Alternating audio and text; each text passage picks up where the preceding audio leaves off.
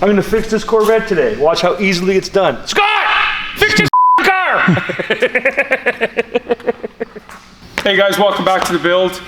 I just want to give a quick update today. Yesterday's video, the last couple of videos I've been talking about going down and picking up the engine from the gentleman that sold us the car. He said he had the 2JZ GTE non-VVTi, and I've been harping him about digging it out so that we can go down and pick it up so we can start working on it. Yesterday he came out and admitted that he doesn't have the motor, which sucks, guys. I thought that I already had the motor bought and sourced out. So unfortunately we don't have a motor. Now it is looking like the guys in Montreal have one. So it looks like I'll probably be going down to Montreal this weekend to pick it up. I might be there anyway for the Formula 1.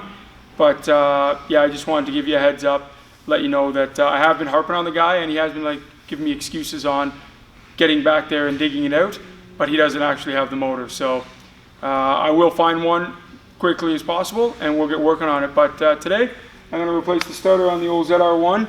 We're having problems starting it, and it's nice and easy to get to right down underneath the intake plenum, because that's how GM did their shit. So yeah, I'll figure out to make a video and show you guys how to change the starter.